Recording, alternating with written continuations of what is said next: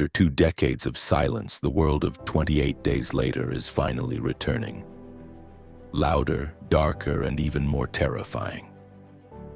The upcoming film 28 Years Later is not just a sequel, it's a revival of one of the most groundbreaking horror thriller franchises ever made.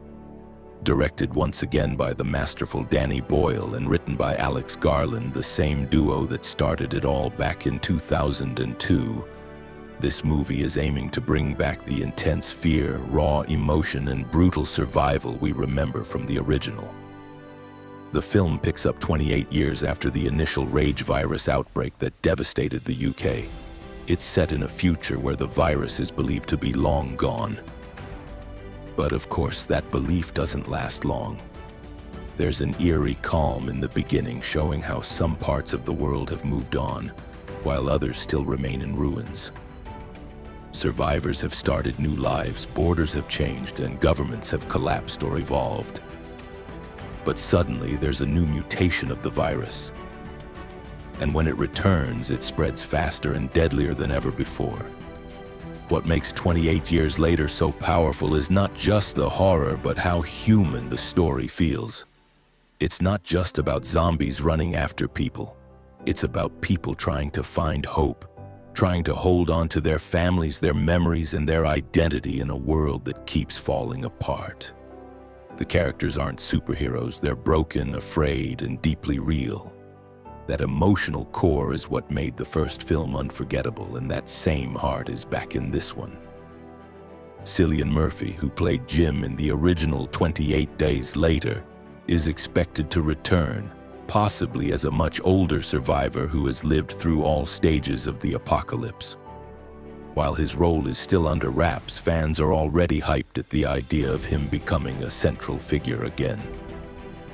The movie will also introduce new characters from different parts of the world, showing how the virus has impacted not just England but globally. There are scenes shot in harsh, abandoned cities, deep forests, and even underground shelters. The visuals are haunting and gritty. You feel the dust, the decay, and the desperation in every frame.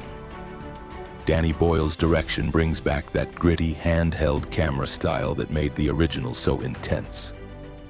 The chase scenes are terrifyingly fast. The infected people, not traditional zombies but rage-infected humans, are more violent, wild, and unpredictable. The tension builds with every minute, and the soundtrack, like before, is chillingly beautiful. Slow piano notes under scenes of death, followed by sudden bursts of sound when the horror explodes.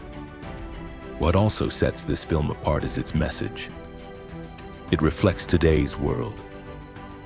Pandemics, global breakdown, isolation, and fear, but it also speaks about rebuilding, about whether humans can ever truly move on after disaster, or if our past always comes back.